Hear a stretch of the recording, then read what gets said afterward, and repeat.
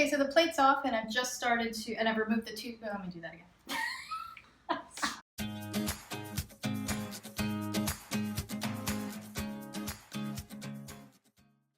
Hey friendly foes, so continuing our tutorial of all home improvement stuff, today we're going to replace an outlet.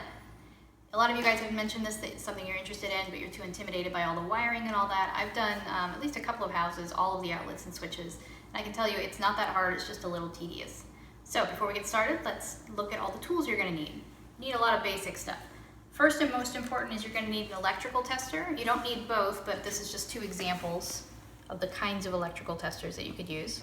This is a plug-in one and then one where you stick the tip in. You're also going to need some wire cutters. This is a wire stripper and a cutter.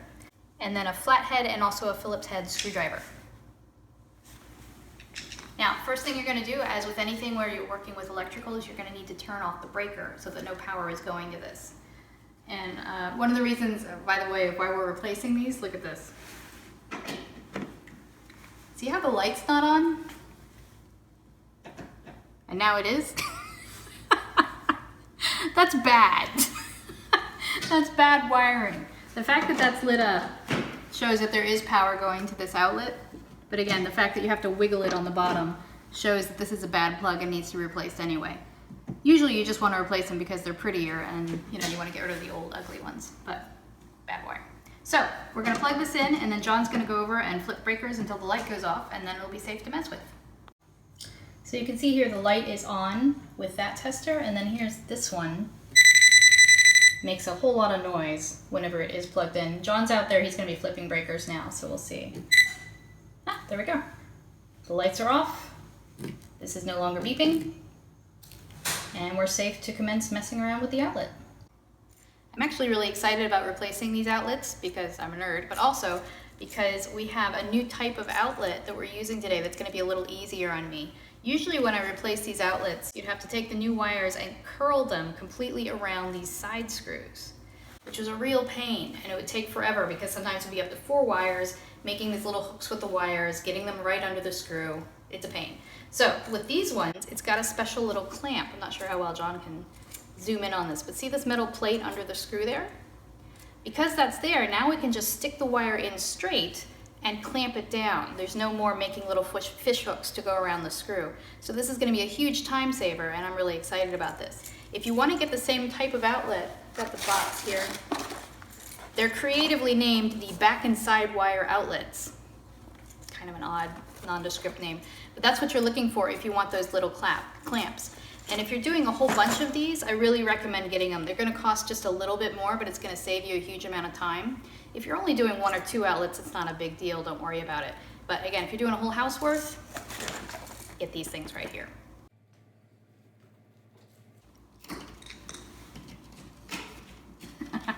Sometimes these old outlets are painted in, and you have to kind of pry them off. There we go. Okay. So let's see what we're looking at. The first thing you'll notice when the plate comes off is there's 2 more screws here. You've got to unscrew those. Okay, once the screws are out, I like to take my screwdriver, get it under here, and just yank. This is going to expose your wires in the back of the outlet. See? This one's pretty simple because you've only got 2 connect. Oh dear, look at that. Show them what happened there. Oh my gosh. Can you see? Yeah, you generally don't want to encounter this inside an outlet. But again, this is why we're replacing them all. I mean, it's an old house. This was from 1964. Yeah, just to expand, the reason that happened is it was so brittle that when she pulled the plug out, it broke the wire. So the wire was attached before. Was it? But that just shows that, yeah, it was so brittle, that's why the connection wasn't working. Yeah. Whenever I was wiggling that tester. Now, in the old days, the way they did these outlets was they would stick the wires directly into the back. You'll notice there's some holes here, right here. And they would just jam the wires right in. This is called a backstabber outlet. They actually do still sell these, but I don't recommend using it this way. I've read up a lot and talked to a bunch of electricians. It's just not as reliable. and it's better to go through the extra effort of putting them in on the sides. So even though you can buy a backstabber, don't use it nowadays. It's not as reliable. Now it's important you look closely at your old outlet before you remove it, because you're going to need to put all of the wires in the exact same positioning on your new outlet. So you can see here that the white is in the bottom. This copper wire right here is the ground. You're going to see that pretty frequently. The ground always goes in the very bottom with the green screw on your new outlet. You can remember that because green is always ground. So that goes there. The white, you can see, is here on the bottom, so it's going to go in the same place on this one, though we're putting it on the side. And then the black always goes to the gold screw. If you look at the new one, you can see one side's silver, one side's gold. So the black's always going to go on the gold, and it's going to go, again, it was connected down here. It's going to go in the same place on the new one, so the bottom gold, white on the other side. So now that we know where everything goes, we can go ahead and cut these and get rid of the old outlet. Now, when you take the old outlet off, the other thing you want to look at are these tabs here on the side. See these metal tabs? Both sides have one. You want to pay attention to whether or not those are whole or broken, because again, your new outlet also has the tabs. Right there and there. And again, you're going to want them to match. So on these ones, the tabs are still whole, so we don't need to do anything with it. First thing we're going to connect is the ground, because it's the easiest and the longest. Again, that's the long copper one without any of the plastic coating on it, and that always goes to your green screw. Now this one you need to just wrap around the screw. You can use pliers, or it's so soft, you can usually just do it with your fingers. See how I made like a hook? And then go ahead and tighten down that screw.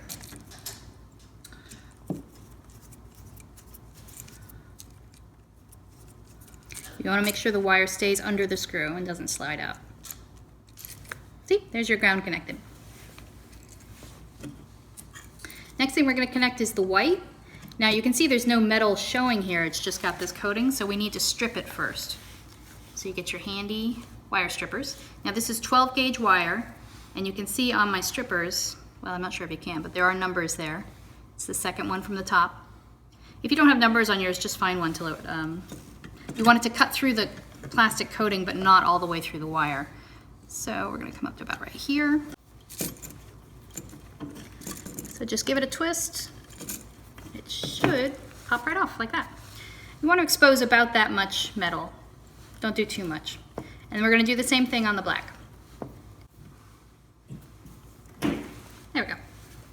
Now we're going to connect the white one into the side of your new outlet. And John's going to come in so you can see what I'm doing. Again, see this little extra plate clamp thing here? You want to get the wire under that, just like that. And then you're going to tighten down your screw. And John was pointing out I should have told you exactly how long I was stripping those screws. Oh, hang on. Let me get a Phillips head, that works better. It's about 1/2 inch. Okay. This is my first time using these kinds of outlets, and like I said, I'm kind of excited because they're so much easier. So just get that nice and tight. Oh yeah, that's great. I'm excited. Okay, and we're going to do the same thing over here on the other side with the black wire. So we're going to stick it in that clamp, grab my screwdriver, and just tighten it down.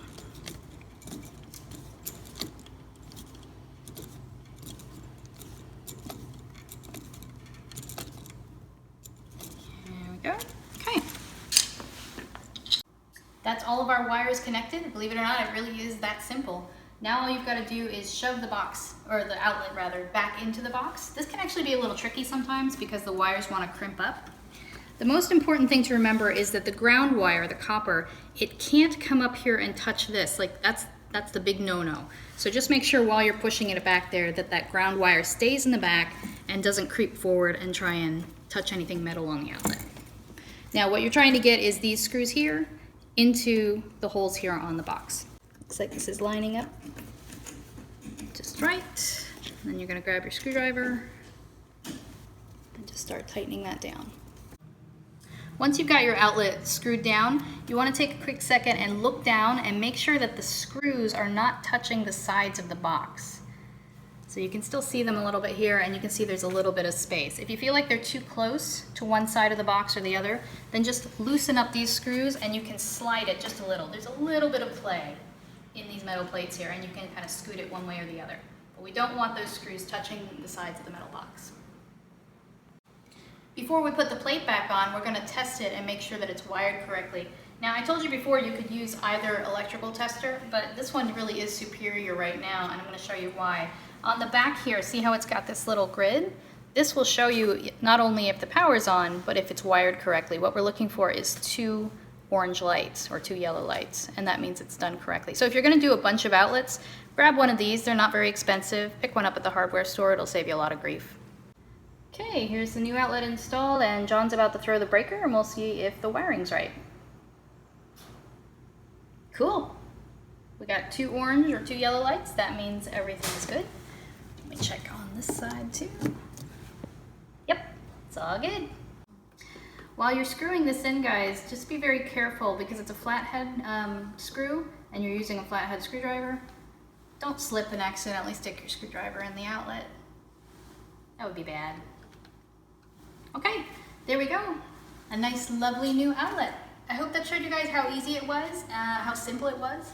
It's just a little bit of labor, but the expense is pretty negligible, and then you get lovely new functioning outlets in your house, which is awesome. Next, let's go over the wall switches, since I know that's another one that's kind of intimidating sometimes. Just like with the wall outlets, you need the same tools. So you've got your Phillips and flathead screwdriver, electrical tester, wire cutters, new switch, and the wire strippers. The switches, just like with the outlets, they have these new ones with the metal clamps inside. See that?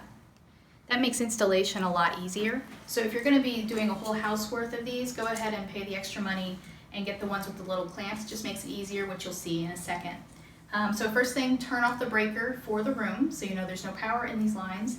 And then let's get the plate off and get started. Okay, the plate's off and I've removed the 2 screws holding the switch onto the wall. Before you start wedging it away with your fingers or a screwdriver or anything though, get that electrical tester in there. There's wires on one side, if you can see them. Just stick that in there and make sure that these wires are not live. Okay, so we're good to go. We're safe to continue messing with the switch. If it's really stuck to the wall, sometimes I like to put the screwdriver under like this and then just sort of yank. Now if you're in an old house like this one, you're going to see some pretty grody wires again. You can see they're really dusty. Now the important thing to remember when we're placing a wall switch is you need to make the wires line up on the new switch exactly the same way as they are on this one. That's really all you need to know. You don't need to understand why they're there or how the wiring works. You just need to know which color wire went to which terminal and make it match exactly the same with the new switch. So on this one, I know they're super dusty, so it's hard to tell, but the white's on top, black's on the bottom. So when we get the new switch in here, as you can see, there's only the screws on the one side, not that one. You're going to put the white on the top and the black on the bottom. It really is that simple, but of course it's a little tedious getting them off, so let's go ahead and disconnect this. Now if you've got a lot of extra wires, sometimes you can just clip these, but if you're worried about the wire fitting, you can go ahead and unscrew these. And usually the wire is in a little hook arrangement around the screw on the sides. See, and it just comes off like that. Okay, this is going to seem really obvious, but before you do anything with the switch, see how it says off and on? Take a look at that first, because too many people have installed these upside down by accident. Important note. Okay, so this is right side up. So the next thing you'll notice is that my screws on the new switch are on the opposite side. They're on the right, whereas the old switch, they were on the left. That's perfectly fine. Again, the screws are only on one side. The important thing to remember is that the white was on the top and the black was on the bottom. Now, you're not always going to have a ground coming out of these boxes, which is what this green screw is for. Because it's a metal box, the box itself is grounded, so we don't have a wire. So because of that, just go ahead and take this screw and just screw it in to get it out of the way. So I'll do that real quick with the Phillips head. Okay, so that's out of the way. Now I've already gone ahead and straightened out the hooks, because remember these were rounded before. I just straightened them out. Now they're a little bit too long for my clamp plate, so I'm just going to trim off some of the excess of the copper exposed wire, and then I'm going to put them in the clamps.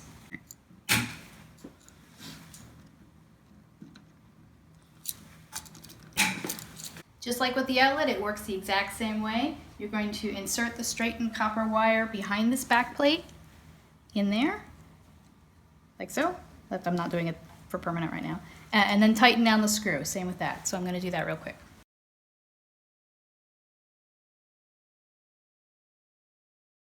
Okay, you can see that both of my wires are nice and tight underneath those clamps. You wanna make sure that the bare wire is clamped tight into that metal clamp. Does that make sense? From there, all we're gonna do is now push this back into the wall and get these 2 screws back into the metal box to secure it.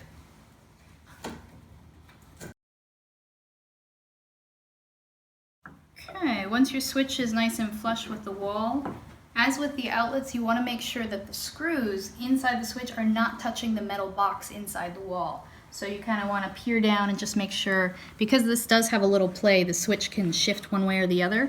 You just want to make sure that it's not shifted over and touching the metal box. That's bad. So this one looks pretty good, and I think it's nice and tight. So now we're just going to flip the breaker and give it a test. Okay, the breaker is live, so we're going to give this a flip, and it works.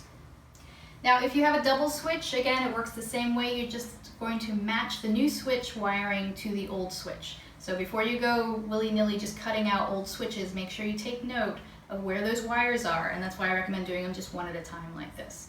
And that's about it. As you can see, it's fairly simple. It's just a little bit of tedious grunt work, doing it all out. I hope these were helpful for you guys. If you have any questions, as always, hit us up in the comments and let us know what you want to see next on the Big Home Renovation.